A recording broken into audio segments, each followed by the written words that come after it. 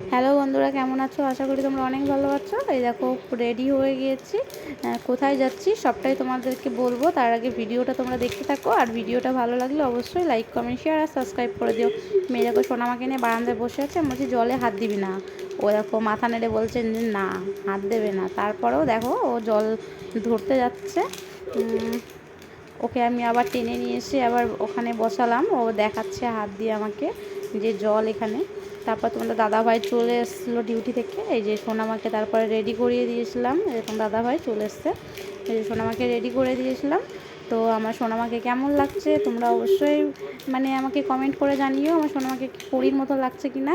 আর দেখো তোমাদেরকে টাটা করে দিচ্ছে আমার সোনামা। তোমরাও আমার সোনামাকে হাই করে দিও।